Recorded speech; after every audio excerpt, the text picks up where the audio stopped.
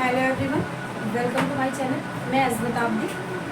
आज मैं आपके लिए लेकर आई हूँ इंग्लिश की वर्णमाला। इससे पहले की क्लासेस में मैंने कॉन्सोनेंट, वॉवेल्स और वॉल्स के हर वॉल्स के अलग अलग प्रोनाउंसिएशन को और उसके लॉन्ग साउंड और शॉर्ट साउंड को मैंने पढ़ाया है।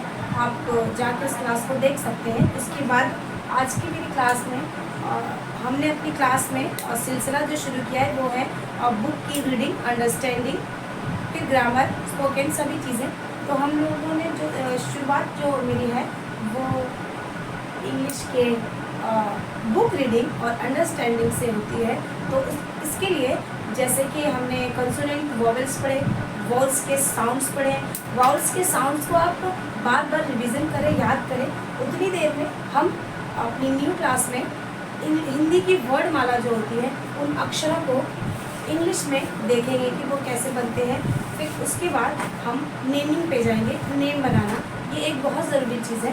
तो नेम बनाने के लिए हमें सबसे पहले हिंदी की वर्णमाला के क से य तक के अक्षरों को लर्न करना होगा और उसके बाद उन अक्षरों को इंग्लिश में कैसे बनाना है और वो देखेंगे। तो चलिए शुरू करते हैं आज की क्लास। वर्णमाला क से या 36 लेटर होते हैं। तो शुरुआत होती है क से। क, ख, ग, घ, अंग। तो इसकी जो हिंदी की इंग्लिश स्पेलिंग बनती है वो के से क, के एच से ख, जी से ग, जी एच से घ, एन जी से अंग।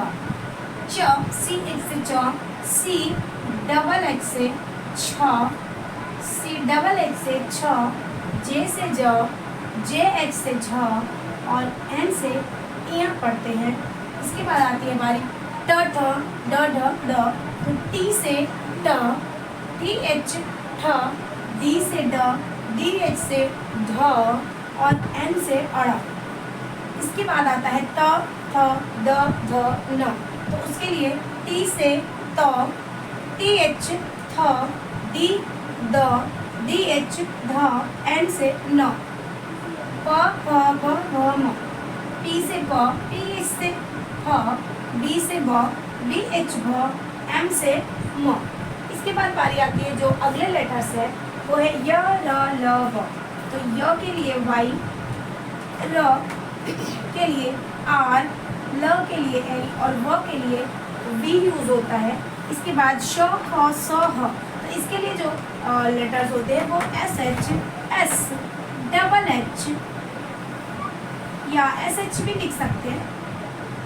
स, ह, स के लिए एस, ह के लिए एच और श जो होता है वो क्ष जो अक्षर होता है वो के और एस एच से मिलकर बनता है। त्र जो होता है वो टी आर, त्र, और ये लास्ट इज द य, जी वाई। इसके बाद एक और अक्षर बच जाता है जो कभी कभी हमारे यूज में आता है जिसको कहते हैं हम लोग श्र। श्र जो है ये श्रवण और श्र में कई जगहों पे यूज होता है। तो इसके लिए एस एच आर यूज होता है। तो ये जो क से ग तक की वर्णमाला है ये मुझे पता है कि आपके लिए न्यू नहीं है, बहुत बार ही आपने इसको पढ़ा होगा, याद किया होगा, बट आप भूल जाते हैं इसको। तो ये जो इसको बिल्कुल ये ज़रूरी है कि जब तक आप के से ग तक की स्पेलिंग को नहीं जानेंगे तो आप नाम नहीं लिख सकते।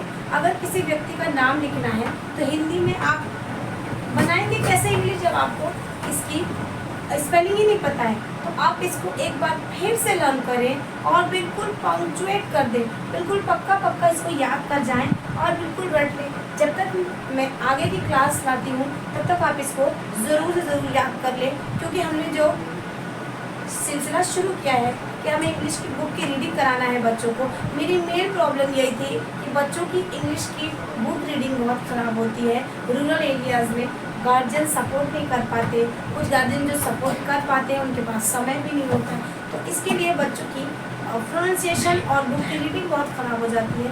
तो यहाँ से हम जो शुरुआत करेंगे तो इसको आप लर्न कर जाएं। इसके बाद की मैं जो अगली क्लास लाऊंगी वो आपकी नेमिंग के लिए बहुत इंपॉर्टेंट होगी। तो इसी के साथ मैं आज की क्लास को बंद करती हूँ। मुझे पूरी उम्मीद है कि इस क्लास से आपको ज़रूर हेल्प मिलेगी। प्लीज़ इसको पूरा पढ़ें, याद करें और आपको मेरा चैनल पसंद आ रहा है तो पहली बार अगर इस चैनल पे आए हैं तो आप प्लीज़ इसे सब्सक्राइब कर लें और आप लाइक करें, कमेंट करें और अपने दोस्तों से ज़रूर शेयर करें। और कमेंट में जो आपको इसमें कमियां लगती हैं, आपको कुछ अपनी राय देनी है तो आप प्लीज़ मुझे दें, मैं ज़रूर उनके बारे में सोचूंगी। Okay, thank you, bye bye.